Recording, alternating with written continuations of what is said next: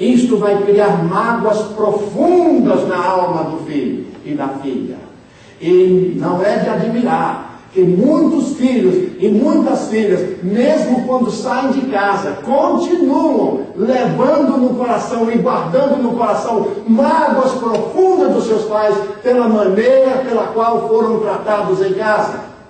Por isso que a Bíblia diz: criar os nossos filhos no temor, na demonstração do Senhor.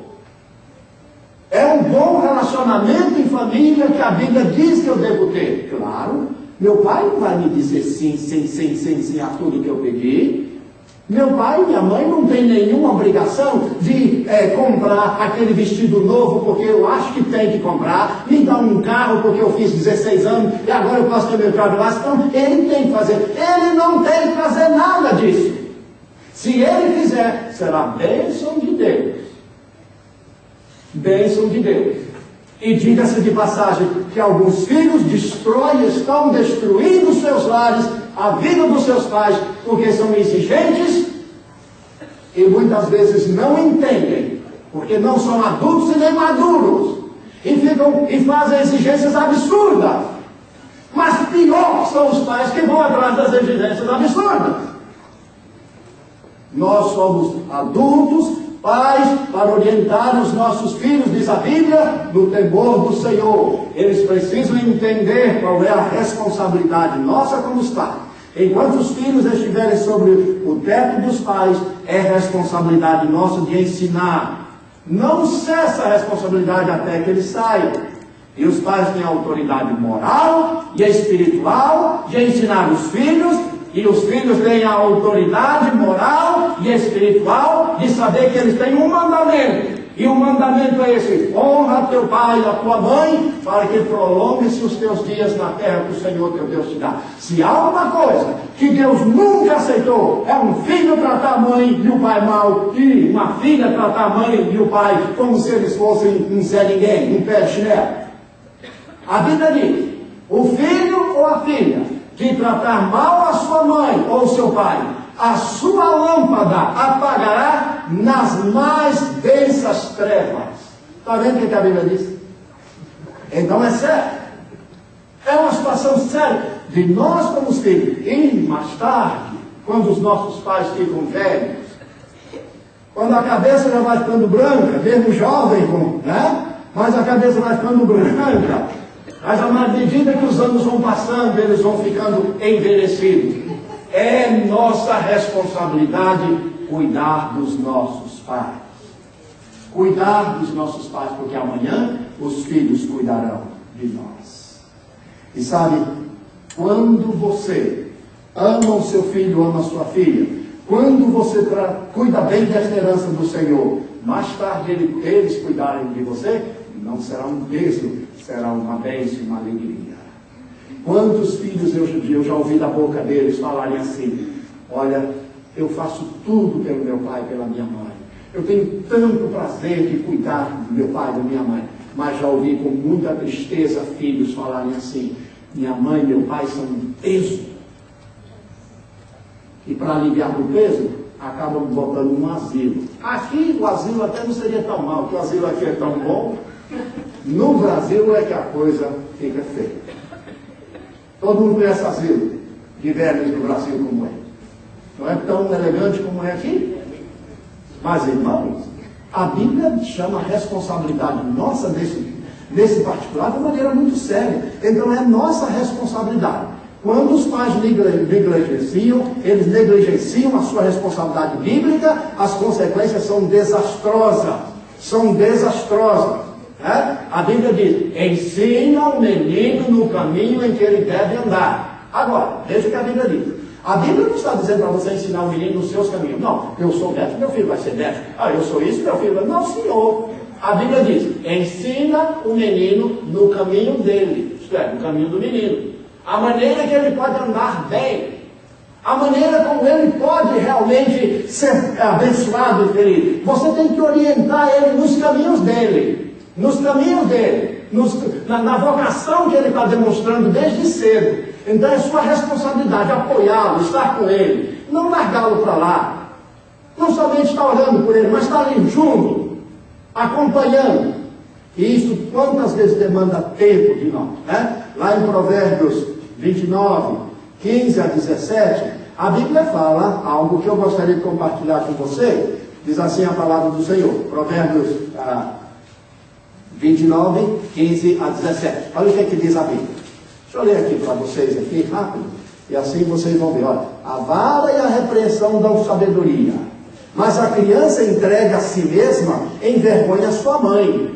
Quando os ímpios se multiplicam, multiplicam-se as transgressões, mas os justos verão a queda deles. Corrija teu filho, e ele te dará descanso.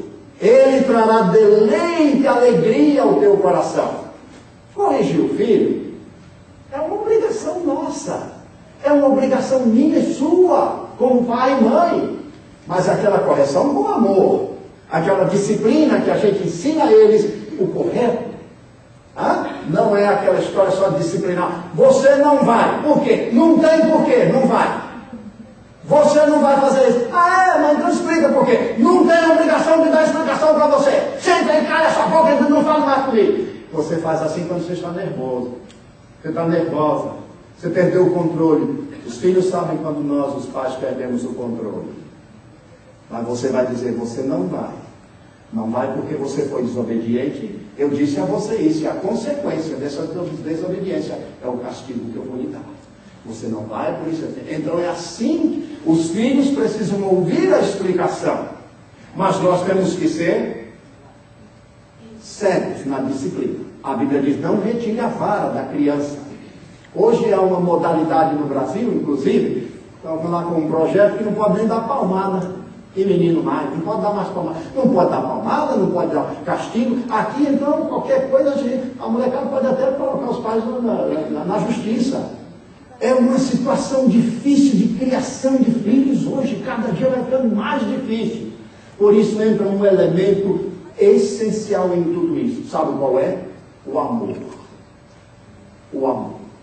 Temos que orar, temos que amar os nossos filhos, andar, trabalhar com eles. Meus irmãos, esta semana, meu filho me telefonou para nos dar uma notícia que, olha, deixou a minha marca. Eu fiquei tão emocionado que comecei a chorar. Ele falou, pai, você está chorando? Eu estou. Porque você está tão feliz e eu estou feliz por você. Ele foi ao exército, nós conversamos sobre isso, Marcos. E então, o exército ofereceu a ele um trabalho exatamente que ele queria. Mas nós ficamos em oração. Os irmãos pensam que isso aconteceu por acaso? Nós colocamos o assunto diante de Deus, muito joelho, muita oração. Senhor, ouça a oração, abençoe este filho, mostre, Senhor, a tua vontade.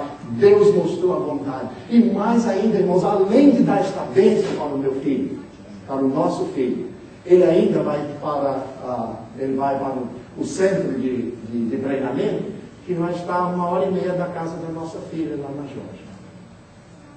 Então, a Bíblia diz que quando nós oramos pelos nossos filhos, nós pedimos a bênção de Deus sobre eles. Deus abençoa, Deus ouve a oração. E Deus nos dá muito mais do que a gente pede. Portanto, irmãos, é responsabilidade nossa ensinar os nossos filhos. Filho é para ser ensinado, não para ensinar, não para dizer a você o que tem que fazer. Eu fico impressionado em alguns lares, meninos, middle school, eles tomam conta da casa. Eles que dizem aos pais o que fazer, o que não fazer, já a partir de uma idade tão cedo. Irmãos, um lar assim é um lar desestruturado.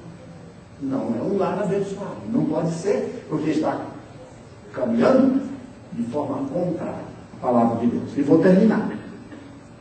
Terceiro ponto. Os filhos devem ser amados e disciplinados. O amor e a disciplina andam juntos. Deus nos ama, porém nos disciplina. O Salmo 23 diz o quê? A tua vara e o teu cajado me consolam. Quem já viu vara consolar alguém? Você receber uma varada, você fica consolado? Garanto que não. A tua vara e o teu cajado me consolam. Quando Davi era pastor de ovelhas, estava cuidando das suas ovelhas, ele levava as ovelhas. as águas cristalinas. Aí de vez em quando uma ovelhinha empacava ali no meio, queria andar. Sabe o que ele fazia? Ele pegava a vara e pá, a ovelhinha. Quando a ovelhinha caía no precipício, ficava lá berrando lá com as mãozinhas, ele pegava o cajado, e o cajado tem aquela curva, assim, então ele pegava o cajado, com o cajado ele resgatava a ovelha. Então ele usa essa figura: Senhor, a tua vara e o teu cajado me consolam. Quando nós erramos, Deus, quando precisamos da ajuda, Deus nos levanta outra vez. Quando o seu filho precisar de uma varada, vara nele. Mas quando ele precisar do cajado, use o cajado. É o amor e a disciplina de Deus que faz com que o nosso lar seja abençoado, o nosso lar seja feliz, o nosso lar seja estruturado. Criar filhos do ponto de vista de Deus é uma tarefa árdua e necessita responsabilidade. O não cumprimento dessas obrigações e a falta de cuidado leva os nossos filhos e os nossos lares a uma derrocada total. Eu quero que você feche os seus olhos e repita esta oração. Diga comigo: Senhor, abençoe o meu lar. Aqueles que têm filhos, digam: Senhor, abençoe os meus filhos. Dá-me sabedoria para criá-los no teu temor.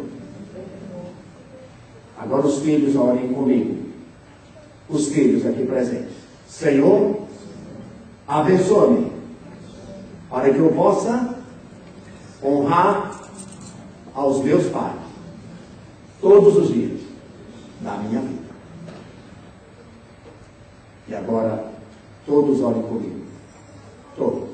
Senhor, faça do meu lar um pedacinho do céu aqui na terra. Em nome de Jesus. Amém. Que Deus abençoe o seu lar, sua esposa, o seu esposo, os seus filhos, a sua mãe, o seu pai, a sua família. Que seja uma família rica e abençoada ao Senhor. Amém?